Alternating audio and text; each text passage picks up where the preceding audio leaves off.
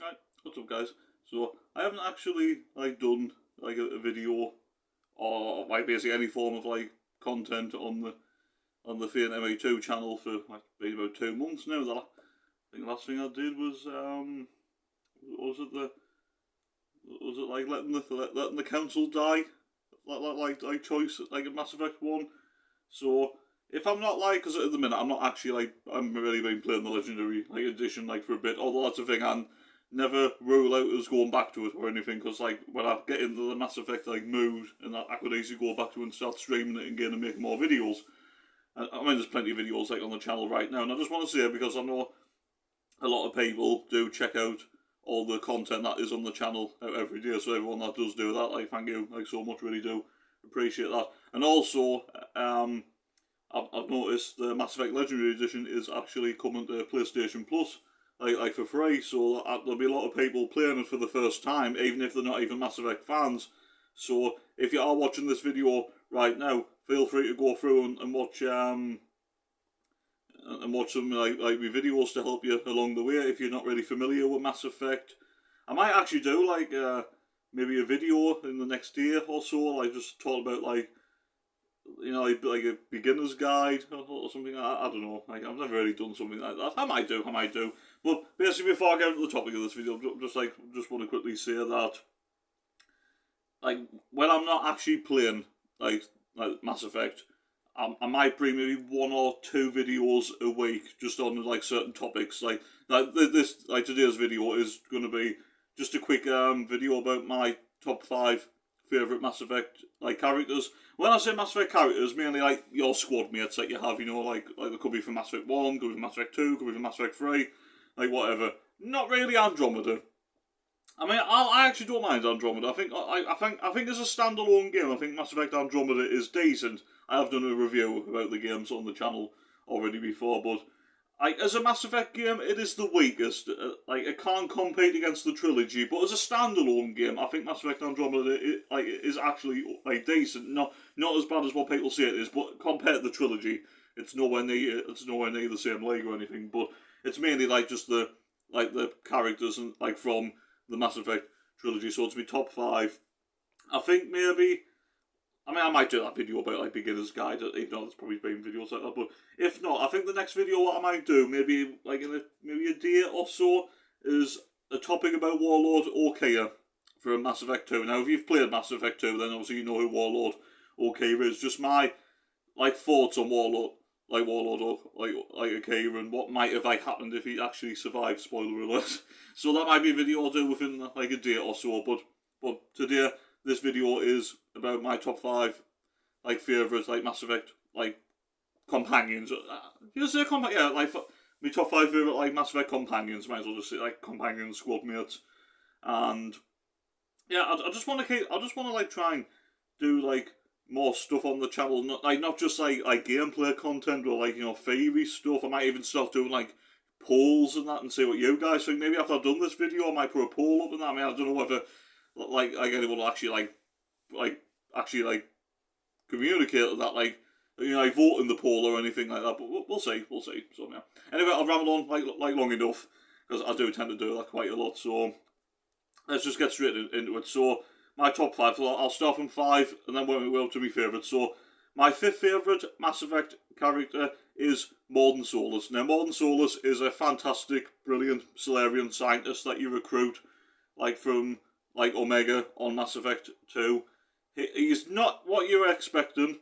I remember when I first played Mass Effect 2 for the very first time, Mordin Solus is he's not your typical Salarian. He really isn't, or a Salarian scientist. I mean, he is brilliant. He knows everything. His knowledge is fantastic. He knows all of his science. Never shuts up. A good talker, but he can be quite cold at times. He's not afraid to put people down if he feels it's necessary. I mean, he is Salarian STG as well, Salarian Special Task Group. So that does help. But yeah, as an actual squad mate, he does come in handy. Very experienced. I mean, he is actually an old Salarian, which you can tell. But very funny as well. A very funny character. like singing Gilbert and Sullivan on Mass Effect 2 was absolutely brilliant. My favourite moment with Morden Solas will always be Mass Effect 3 when he's talking about retirement, like when he's talking about a beach, somewhere sunny, like with sand, you know, collect seashells, and then he says, "Might run test on seashells." Absolutely love that. Absolutely love that. So Morden Solas is my fifth favourite Mass Effect character. Love Morden Solas to bits. My fourth favourite Mass Effect character is Urdnot Wrex. Now Urdnot Wrex, technically, as long as you keep Wrex alive, for the Vermeer mission in Mass Effect 1, Wrex will make it through every single game of the Mass Effect trilogy. You first recruit him at the C-Sec headquarters in Mass Effect 1, where late into it, you're part of your investigation against Seren, the villain of Mass Effect 1. You have to track down a folk called Fist, and Wrex is actually hired, Wrex is a bounty hunter, which a lot of Krogans are. A lot of Krogans are bounty hunters. Wrex is actually hired to track him down. So Commander Shepard and Wrex end up working together, and then eventually Wrex ends up actually joining your crew to help you stop Seren, and then he and if you keep him alive.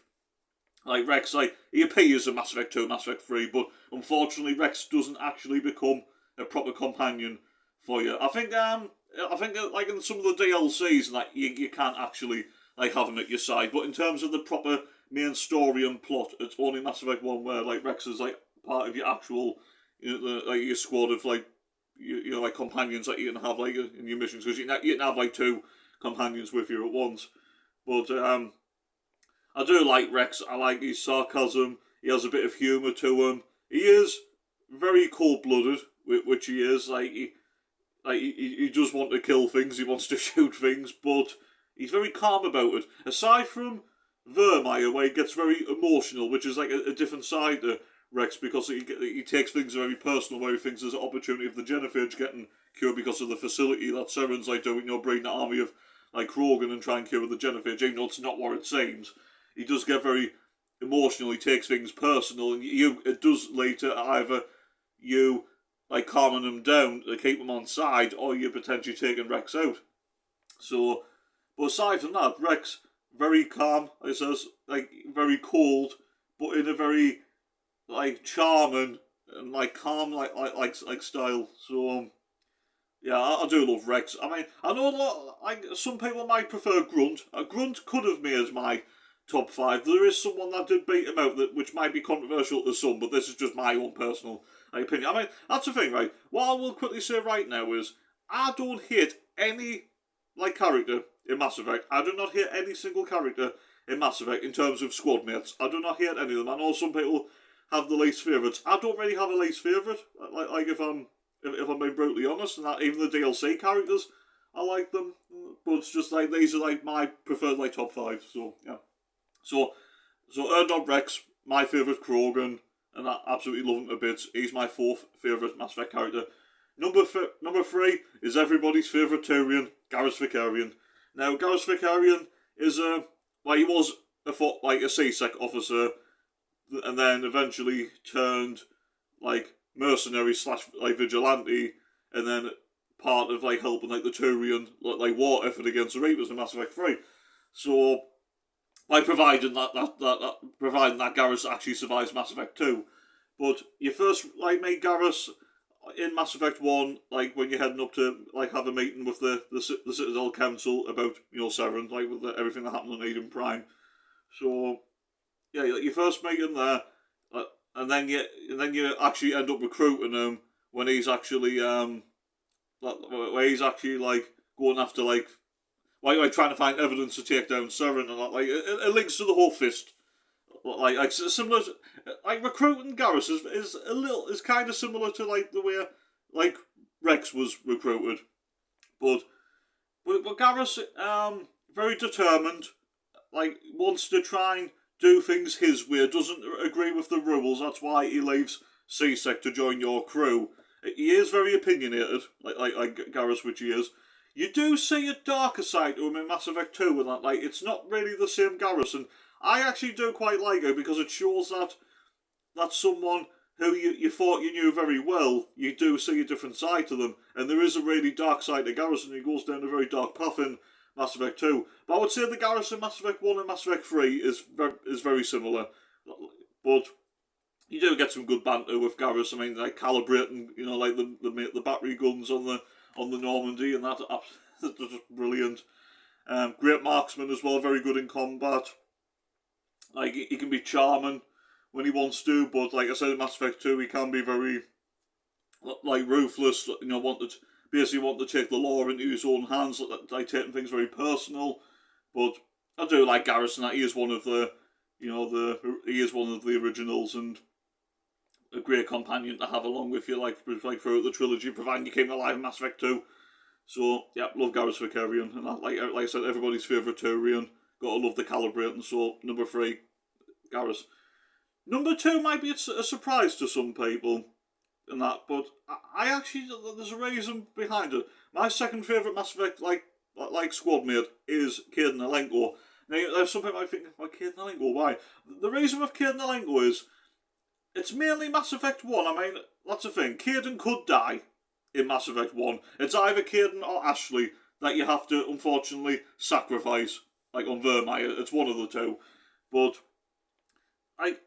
either way, Kaidan or Ashley are not in Mass Effect 2, like, that much, apart from one, like mission, like, on, Horizon, you know, like they do with the Collectors, like, abducting colonists, right?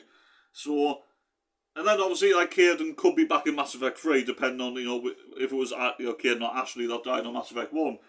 But it's mainly Mass Effect 1. I mean, I will admit, I don't really think, like, Kaidan stands out as much, like, in Mass Effect 3, or even Mass Effect 2 for his little, like, cameo, right, personally. I still think he's okay, I've got no problem, I don't think he stands out, but it's Mass Effect 1 for me, where Kaidan really stands out, and even from when I played the game as a kid to even now, I never get bored, and I love the conversations with Kaidan because they are so realistic. The dialogue in Mass Effect has always been spot on, it's always been fantastic, but there's something realistic and always satisfying, and it still is to this day. The conversations with Kaidan on the Normandy in Mass Effect 1 for me are actually some of my favourite, they really are. Obviously Kaidan is like Lieutenant Kaidan Alenko, he's a L2 biotic, so he is like a decent biotic, but he's on the old like L2 implants, whereas biotics in the current like day and age in Mass Effect are on the L3 implants, which are a lot stronger. So Kaidan gets a lot of side effects and that, you know, like he gets a lot of like migraines, like headaches and everything. But I know it's the same thing, but still, but yeah, like, but yeah, on the Normandy, like I love like some of like the conversations. Like Kaidan, very similar to Garrus, has a lot of opinions on matters in terms of like the mission and maybe a particular like person.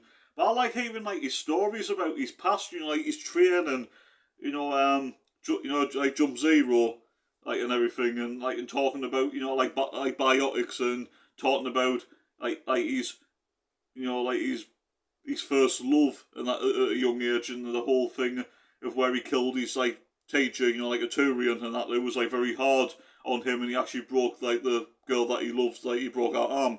So just something like the dialogue and the conversations that you have with Kaidan on Mass Effect 1 especially, I still love them to this day, and that it's nice and relaxing, and that you take a real like interest. I take an interest in every single like piece of dialogue and conversation with, because that's the thing. I know some people might play Mass Effect, you know, just for the action, and not, and, you know, they might not even talk to the crew.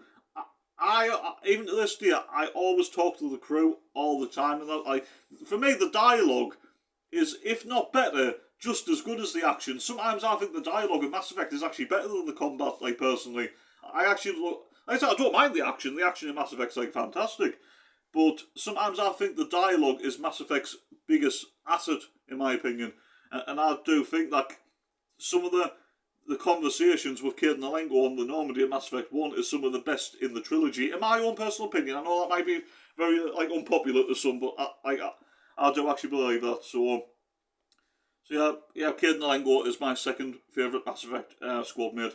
Now, right, number 1, My favourite Mass Effect character is Thane Krios. Now, yes, that's why I call myself Thane ME2, because Thane Krios is my favourite character.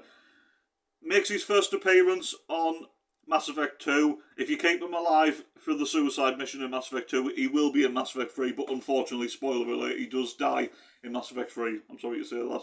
And that's very sad. I'm still having I still, even to this day, I still haven't gotten over it. I really haven't, so, yeah. Well, Thane Krios is a Drell. It's the first time you're introduced to that species on Mass Effect 3. On Mass Effect 2, sorry. He's an assassin. He is dying at the time. That's the thing. He is dying anyway because he's called was it Keppel syndrome?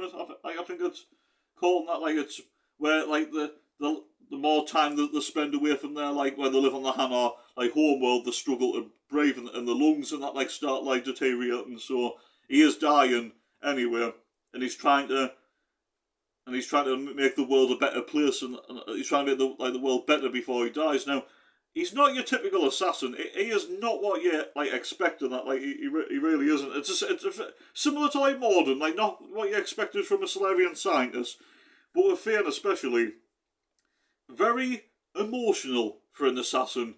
Not a cold-hearted person, anything but. He actually has feelings. He does care, and that he even he says he does prayers when he murders someone. I mean, not for the victims, but he like for himself and that begging forgiveness, even though he's had a job to do, but he's taken somebody out. I love the conversations with Thane on the Normandy on Mass Effect 2 when he's talking about his past, with his family, the problems with his son, the death of his wife, his past, assassinations, missions, and that the fact that Drell can actually relive the moments again, they just happened right now, even though they were years ago. But his story is very sad, as well, and that you do feel for him. He's done bad things for being an assassin, but it's he has kind of regretted some of the things that he has done, and he feels that he needs to try and atone and make up for what he's actually done as well. So, but that's the thing. Even for someone that is dying, he still does a really good job, and he is a fantastic assassin. He's a fantastic squad mate to have, and like I said, he's not your typical assassin. He does have feelings.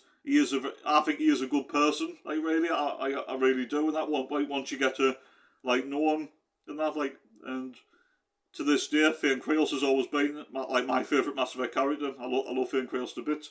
So that is my top 5 favourite Mass Effect squad mates. So number 5, Mordin Solus. Number 4, Urdnot Rex. Number 3, Garrus Vakarian. Number 2, Kaidan Alenko. And number 1, Thane Krios. Let us know in the comments down below what your top 5 favourite Mass Effect squad mates are. I might put a poll on the channel a little bit later, and